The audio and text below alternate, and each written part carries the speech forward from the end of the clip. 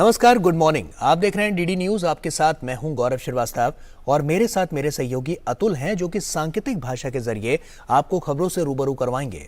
तो खबरों की शुरुआत करें उससे पहले एक नजर इस वक्त की हेडलाइंस पर।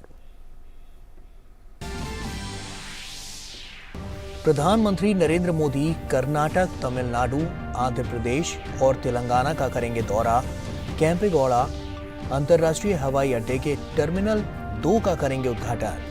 नाथ प्रभु केंपेगौड़ा की 108 फुट की प्रतिमा का करेंगे अनावरण। बेंगलुरु में वंदे भारत लेक एक्सप्रेस और भारत गौरव काशी यात्रा ट्रेन को दिखाएंगे हरी झंडी। तमिलनाडु के दौरे पर प्रधानमंत्री मोदी आज डिंडीगुल के पास गांधीग्राम ग्रामीण संस्थान के 36वें दीक्षांत समारोह में होंगे शामिल। संस्थान के छात्रों में प्रधानमंत्री मोदी के दौरे को लेकर जबरदस्त उत्साह। उपराष्ट्रपति जगदीप धनखड़ कंबोडिया दौरे पर आसियान भारत स्मारक शिखर सम्मेलन और 17वें पूर्वी एशिया शिखर सम्मेलन में लेंगे भाग। आसियान भारत संबंधों की 30वीं वर्षगांठ को आसियान भारत मित्रता वर्ष के रूप में जा रहा है मनाया। हिमाचल प्रदेश में सभी 68 विधानसभा सीटों के लिए कल होगा मतदान। 412 प्रत्याशियों की किस्मत का होगा फैसला। शांतिपूर्ण और निष्पक्ष चुनाव सुनिश्चित करने के लिए निर्वाचन आयोग पूरी तरह से तैयार। और रूसी सेना के खेरसौन से पीछे हटने के बाद यूक्रेन का बड़ा दावा। 41 बस्तियों को मुक्त कराने के लिए देश के दक्षिण भाग में आगे बढ़ रही है सेना। रूस ने कहा सेना ने शहर से बाहर निकलना किया शुरू, लेकिन प्रक्रिया पूरी होने में लगेगा समय।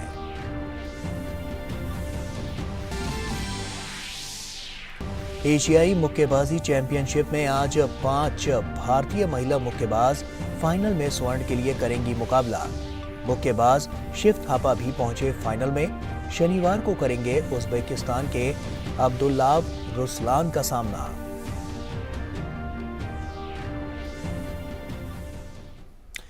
और आइए अब खबरों की शुरुआत करते हैं। प्रधानमंत्री नरेंद्र मोदी आज से 2 दिन के दक्षिण भारत दौरे पर रहेंगे। प्रधानमंत्री कर्नाटक, तमिलनाडु, आंध्र प्रदेश और तेलंगाना का दौरा करेंगे। प्रधानमंत्री बेंगलुरु के विधान सौध में महर्षि वाल्मीकि और संत कवि श्री कनकदास की प्रतिमाओं पर पुष्पांजलि अर्पित करेंगे।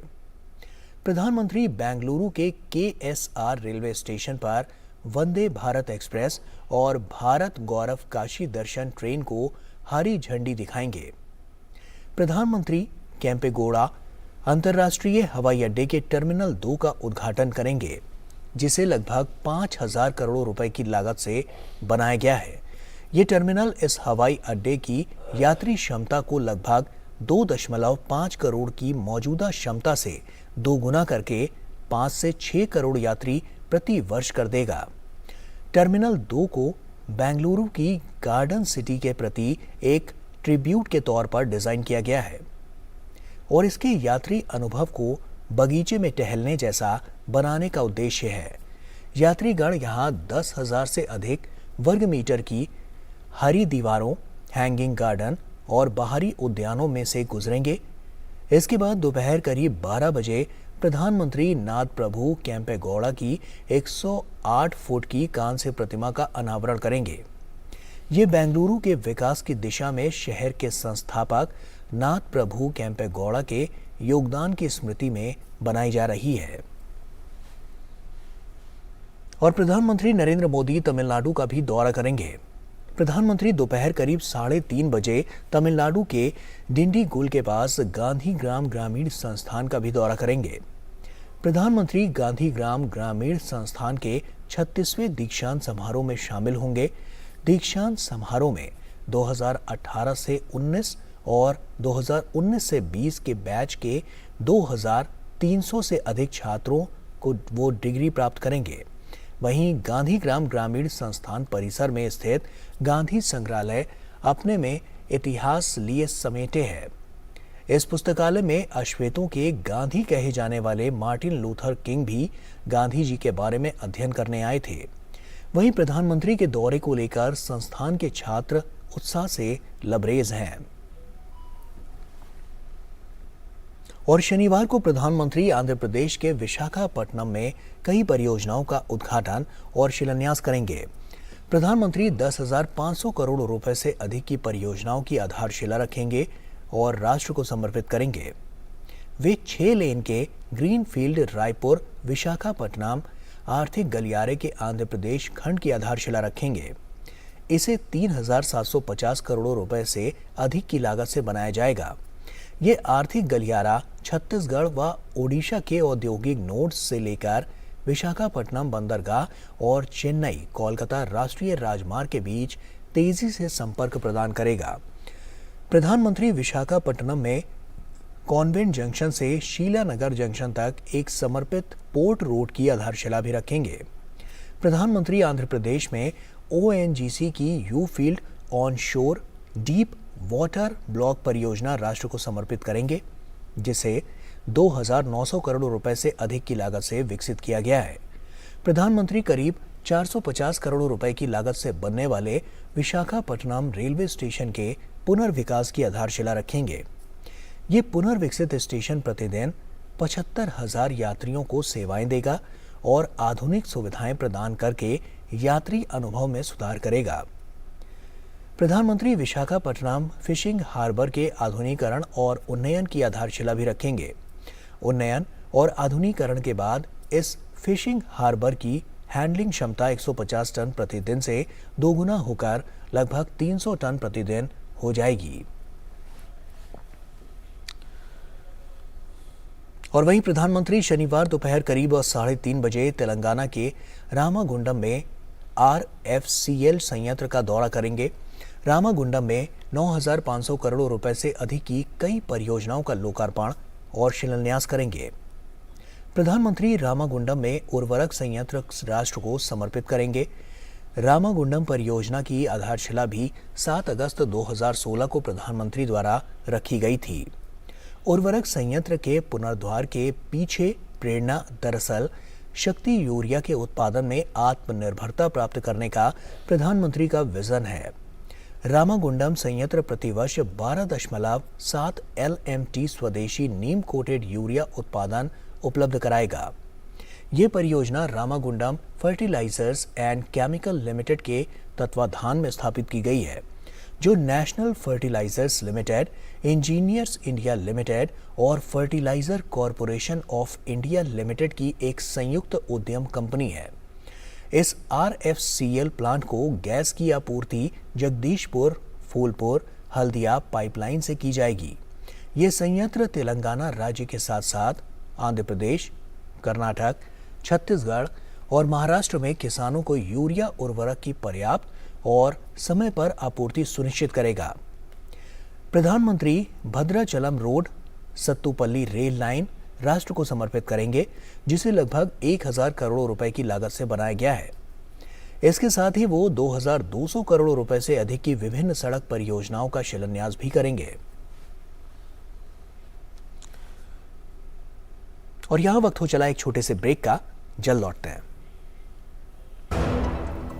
लहलहाती फसल, भरे पूरे खेत खलिहान, हर किसान का बस यही अरमान। लेकिन कभी बारिश, कभी बिजली, कभी ओला, कभी सूखा।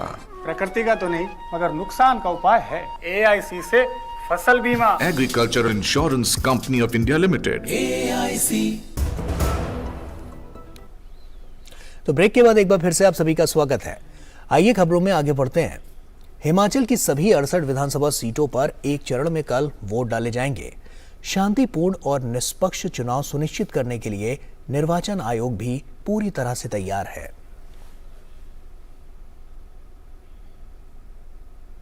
निर्वाचन आयोग ने हिमाचल प्रदेश और गुजरात विधानसभा चुनाव से जुड़े किसी भी तरह के एग्जिट पोल पर 12 नवंबर से 5 दिसंबर तक रोक लगा दी है। आयोग ने 12 नवंबर की सुबह 8 बजे से 5 दिसंबर की शाम 5:30 बजे तक इस तरह की सामग्री पर प्रतिबंध लगाया है। हिमाचल प्रदेश और गुजरात विधानसभा चुनाव की मतगणना 8 दिसंबर को होगी। और आइए अब एक नजर डालते हैं दूरदर्शन पर प्रसारित होने वाले कुछ प्रमुख धारावाहिकों की झलकियों पर।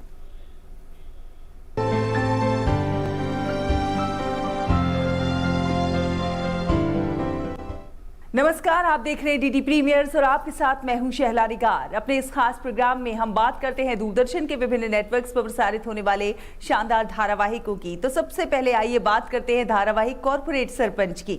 इस धारावाहिक में आज आपको देखने को मिलेगा कि इंद्रेश अपने भाई सर्वेश को सलाह दे रहा है कि वो गाँव छोड़कर शहर चले जाएं। इधर कीर्ति ने गांव ना छोड़कर जाने का मन बना लिया है। छोरी गई थी सब्जी वाले के पास। कीर्ति, सब्जी वाले ने सब्जी ना दिया। कीर्ति, अब देख, उसके चाचा और उसके घर वालों को कितने लोग मना करते हैं उनका काम करने से। देखो सर्वेश, अभी भी कुछ नहीं बिगड़ा है। भाभी के पास चलते हैं और उनसे कहते हैं कि कीर्ति को लेके गांव से शहर चली जाओ। कोई जरूरत नहीं, मम्मा से बात करने की कोई जरूरत नहीं। इसके दो कारण हैं। पहला कारण ये कि मैं इस गांव को छोड़कर कभी नहीं जाने वाली, और दूसरा कारण ये कि मम्मा ने मेरी कसम खा रखी कि आइंदा से इस गांव को छोड़ने की बात नहीं करेंगे। तो क्या इंद्रेश और सर्वेश गांव छोड़कर शहर चले जाएंगे? जानने के लिए देखिए धारावाहिक कॉर्पोरेट सरपंच सोमवार से शुक्रवार रात 8:30 बजे डीडी नेशनल पर। और दूरदर्शन की खास प्रस्तुति धारावाहिक बालकृष्ण में आज आपको देखने को मिलेगा कि अपने परम शत्रु भगवान विष्णु से लगातार हार का मुंह देखने के चलते परेशान है कंस। इधर बकू के अचानक गायब हो जाने से यशोदा मां चिंतित हो गई हैं। हर बार मैं ही क्यों पराजित होता हूँ, वो भी उस विष्णु से जो मेरा परम शत्रु है। ये मुझे कदापि स्वीकार नहीं, कदापि नहीं। लाना, देखना इतनी देर हो गई है और बक्कू है कि कहीं दिखाई नहीं दे रहा। नहीं, कहाँ चला गया वो? तुझे तो अवश्य पता होगा कि बक्कू कहाँ है। हाँ? नहीं मैया, मैं तुम्हें कुछ नहीं बता सकता। मैं तुमसे असत्य नहीं कहना चाहता। तो अब आगे क्या होगा जानने के लिए देखिए धारावाहिक बालकृष्ण सोमवार से शुक्रवार रात 9 बजे डीडी नेशनल पर। तो दूरदर्शन के विभिन्न नेटवर्क्स पर प्रसारित होने वाले इन शानदार धारावाहिकों का आप उठाते रहिए आनंद। हमें दीजिए अनुमति। नमस्कार।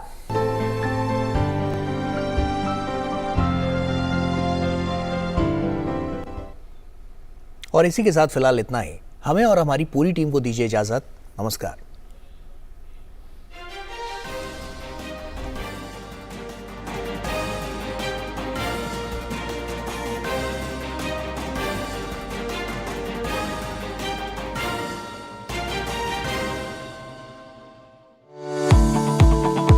आप मिलेंगे 2 स्टार्टअप चैंपियन से